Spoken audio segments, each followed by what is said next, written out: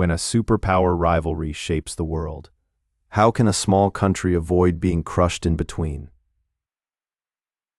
Singapore's answer has turned it into a quiet but influential player in the US-China rivalry. In this video, we'll explore how a tiny city-state uses diplomacy, defense cooperation, and economic strategy to maintain autonomy between the world's two largest powers, and why its voice now carries global weight. Singapore sits at the crossroads of the Indian and Pacific Oceans, astride one of the world's busiest sea lanes.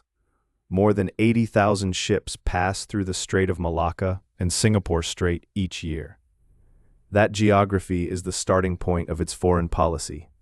If trade is disrupted, Singapore suffers. Singapore's strategy is often summed up in three ideas: be friends with all, maintain a credible defense, and loudly support a rules-based international order. On one side, Singapore is a major security cooperation partner of the United States.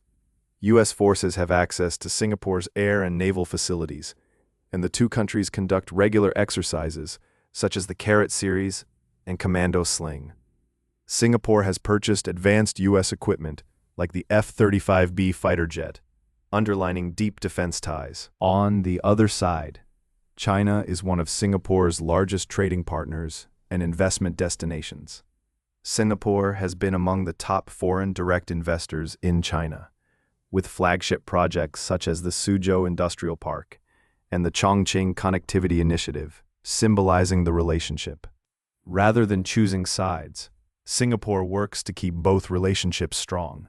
Its leaders repeatedly say they do not want to be forced into a binary choice. This balancing act has given Singapore credibility as an honest broker. In 2015, Singapore hosted the historic meeting between China's President Xi Jinping and Taiwan's then-leader Ma Ying-jeou, the first such encounter since 1949.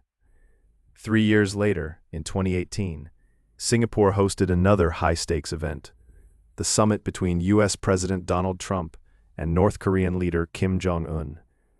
Both moments highlighted Singapore's reputation as secure, neutral, and trusted. Within Southeast Asia, Singapore plays a major role through ASEAN. Former Prime Minister, now Senior Minister Lee Hsien Loong, has frequently warned of the dangers of a divided Asia forced to pick sides. Singapore champions what it calls ASEAN centrality, the idea that regional states should shape the region's security architecture, not merely adjust to great power decisions. This shows up in practical diplomacy.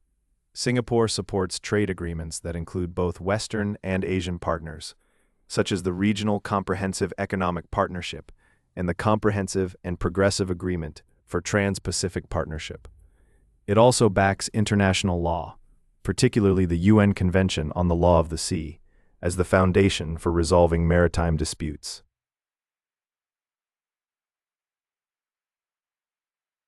Singapore's all-state diplomacy isn't just about superpowers. At the United Nations, it consistently speaks up on principles, condemning Russia's invasion of Ukraine as a violation of sovereignty, calling for adherence to international humanitarian law in conflicts like Gaza, and defending the UN Charter even when it means criticizing much larger states. At home, this foreign policy is backed by a strong Singapore armed forces and a diversified, open economy.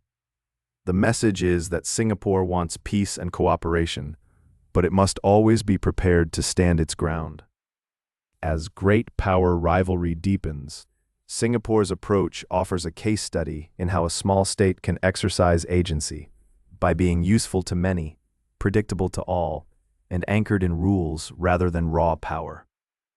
In the coming years, as Washington and Beijing negotiate competition and cooperation, Singapore will continue walking a narrow path, hosting dialogues, supporting regional institutions, and reminding the world that even small countries have a stake and a voice in how the international order evolves. For students of international relations, Singapore shows that size is not destiny, strategy is.